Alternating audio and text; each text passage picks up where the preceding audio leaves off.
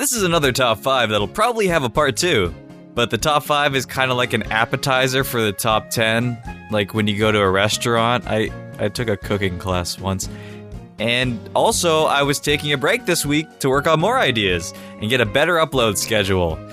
Because that's just not working out, huh? It's supposed to be every Sunday, but I got sick, so we're still trying to get back to that. But I got a lot more ideas, so hopefully you'll enjoy those when those come out.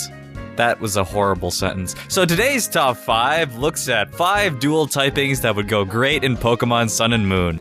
These are probably my favorite out of the bunch of typings that have yet to be used in the games. And I really hope Game Freak can do a good job with these instead of just throwing them together for the sake of having these new typings. So without further ado, welcome to the top 5 new Pokemon typings for Pokemon Sun and Pokemon Moon.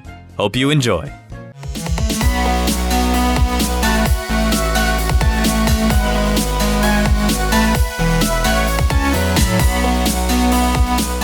Number 5, Ice Steel. I'm gonna ignore the fact that these two typings are weak to some of the same things, but Steel kind of covers some of the weaknesses of Ice. And it'd be cool to see the type of Pokemon that arises from this combination. I mostly like novelty Pokemon that are designed well, so seeing an Ice Steel type that could be like an Ice Knight would be really cool. This is probably because I played RuneScape for a week in like March and saw all those ice warriors in the wilderness again. Look, it's just that would be an interesting Pokemon, I thought, as my 13-year-old self emerged from my body. Or even a Zamboni, because I played RuneScape when I was 13. That's what I don't know what I'm talking about. Maybe we could make it a Zamboni though, you know, just a giant metal ice machine. Practicality-wise, I can see a sort of ice machine Pokemon popping up that might be kind of defensive, with a little more focus on special attacks since the combination does seem all magically and Disney. It's like Frozen meets the Iron Giant. Actually, I don't think the Iron Giant is Disney, but you get my point. Man, no one would ever believe I write these top 10s. I write them, I do. I have pens and pencils and paper. You need that for writing. Number 4, a fighting dragon. The first thing that comes to mind for this typing is a standing dragon with a black belt. So essentially a combination of Sock and Garchomp. Okay, first of all, I'm just gonna get this out of the way. I swear, if they make a fighting dragon that has a foot at the end of its tail, like its kicking prowess needs to be put on display for some reason, I'm just done. There's nothing left to talk about after they do something like that. I'm gonna have to call up Game Freak to give them some feedback on their poor choices.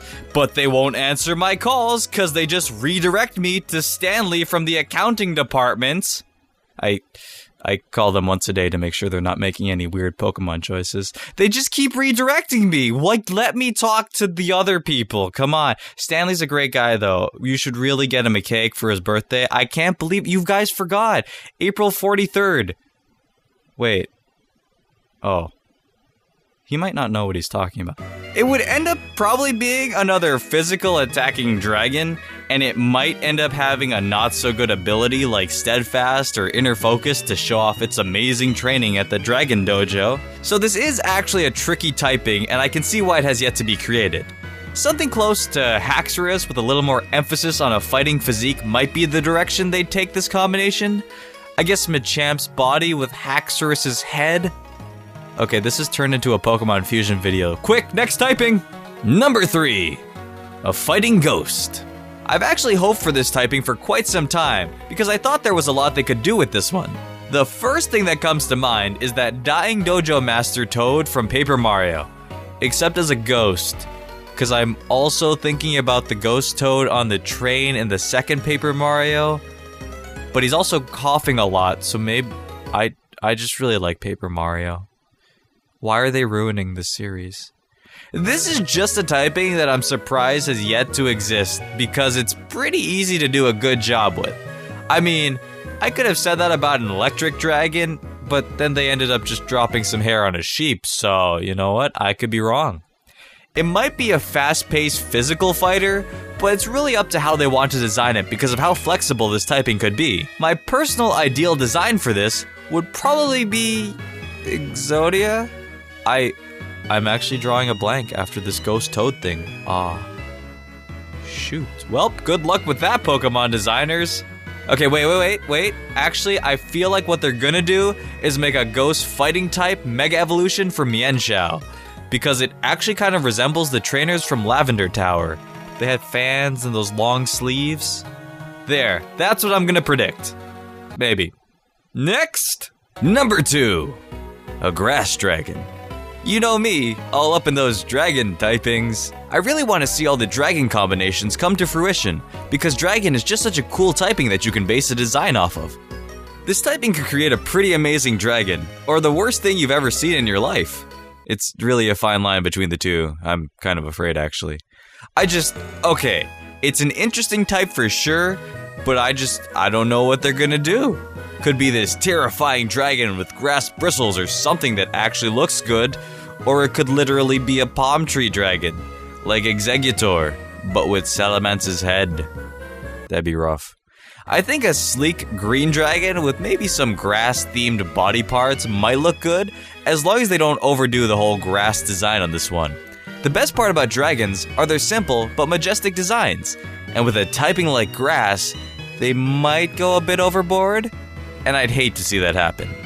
Actually, they could just make a dragon that's purely moss, or a regular dragon made out of grass, like one of those bushes trimmed to look like a dragon. That'd be cool. Shoutouts to my gardener. I don't have one. That's the real shoutout. Number 1. Firegrass. I'm gonna preface this by saying there's a Yu-Gi-Oh card called Firegrass, and if that was a Pokemon, my gosh, that would be weird, don't do that.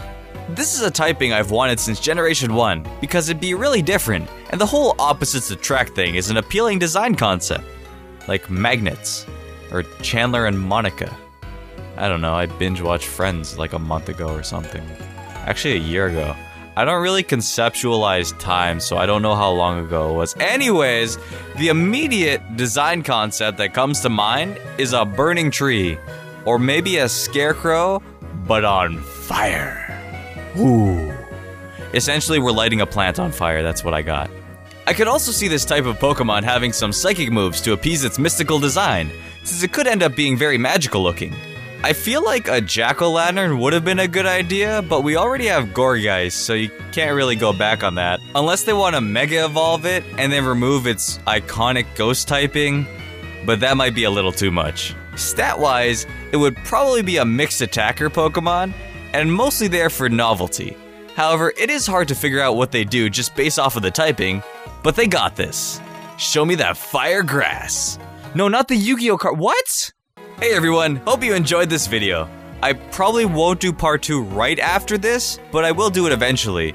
I'll go into another fun topic and we'll figure out what we'll do from there. But this was definitely also a lot of fun to do and talk about, so I hope you liked it. Speaking of liking it, don't forget to leave a like and subscribe for more top 10s, top 5s, and dreidels, because it's like a top. And see you all next time for more. Until then, keep on catching.